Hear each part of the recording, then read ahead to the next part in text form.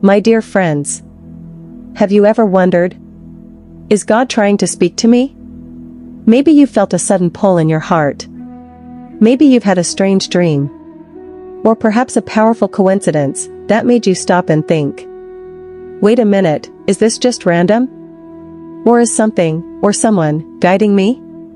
You see, we all long to connect with the divine. And Paramhansa Yogananda, the great master who brought yoga and meditation to the West, said that God is always speaking to us. The question is, are we listening? Today, in this video, we're going to explore 3 powerful signs that God may be trying to speak to you.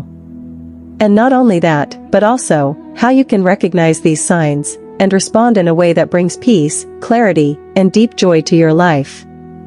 But before we dive in, if you're new here, welcome to Divya Antar, a channel where we share timeless wisdom from saints and masters to bring light into your life. Don't forget to subscribe and click the bell icon, so you never miss a message that could uplift your soul.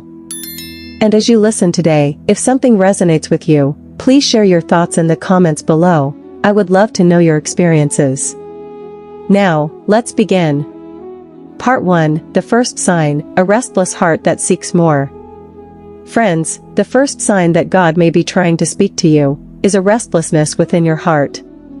Have you ever noticed, even when you have everything you thought you wanted, money, comfort, success, recognition, something inside still feels incomplete?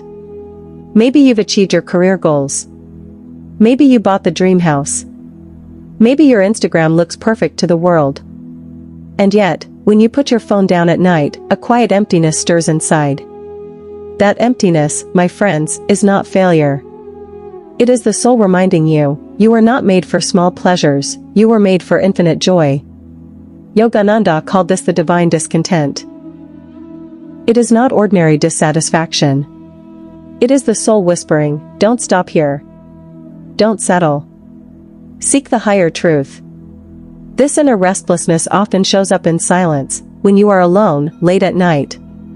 Or even in the middle of a busy day, when suddenly, you feel, is this all there is? That very question, is this all, is God's first whisper to you. It is the same feeling that led the Buddha to leave his palace. The same longing that brought Yogananda to cross the ocean to the West. And the same hunger that may be stirring in your heart right now. Instead of ignoring it, pause. Listen. That voice is not trying to take away your happiness. It is guiding you to the source of everlasting happiness. Yogananda said, the restless mind is proof of the soul's divine origin. Restlessness is not a curse. It is an invitation. So if you feel this sign, don't numb it with distractions. Don't bury it under work, entertainment, or endless scrolling. Instead, recognize that this is God's first way of calling you home. Part 2, the second sign, synchronicities and messages through life. Now, the second sign. God often speaks to us through the language of life itself. Have you ever noticed coincidences that felt too perfect to be random? You're thinking of someone, and they call you. You're searching for guidance, and suddenly, a book falls into your hands.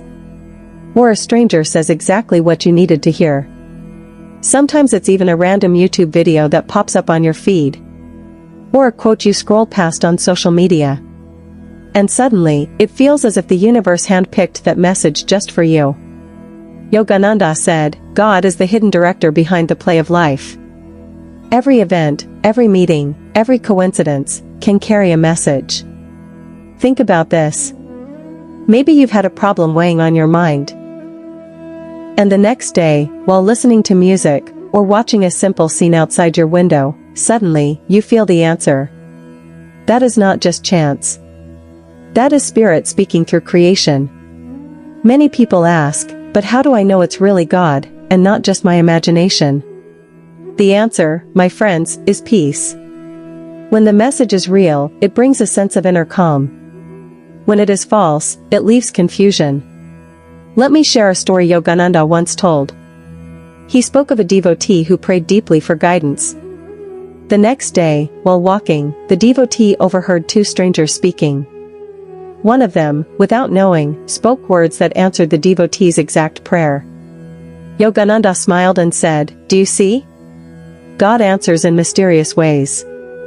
So when you notice synchronicities, don't dismiss them. Pause. Reflect. Ask yourself, what is this moment trying to tell me? Life is full of divine whispers. The question is, are we quiet enough to hear them? Part 3, the third sign. The call to stillness and meditation. The third sign is perhaps the most powerful. It is the inner call to silence. In the noise of this world, we are always busy, always distracted. Think about it, our days are filled with constant notifications, endless emails, breaking news, and the pressure to always stay connected. Yet in the middle of all that noise, sometimes your heart whispers, "I just need a moment of silence." My friends, this is not laziness. This is God calling you inward. Yogananda said, "Be still, and you will know that you are God's child." The call to meditation, to prayer, to inner silence, is one of the clearest ways God speaks. You may feel it as a gentle pull. Or sometimes, life itself forces you into it, perhaps through illness, a pause, or a sudden change, so that you finally sit still, and turn inward. Think of the saints. Moses heard God not in the thunder, but in the still small voice. Jesus withdrew to the mountains to pray in silence. And Yogananda taught millions how to meditate, because he knew that God speaks most clearly in the temple of stillness. So if you ever feel that longing, that urge to meditate, don't ignore it. Even if just for 5 minutes a day, sit, close your eyes, breathe deeply, and listen. For in the silence, you may hear the sweetest voice of all, the voice of God. Now you may ask, alright, I recognize these signs, but what do I do when I feel them? The answer is simple, yet profound. Respond with openness. When you feel restlessness, don't suppress it. Seek higher truth.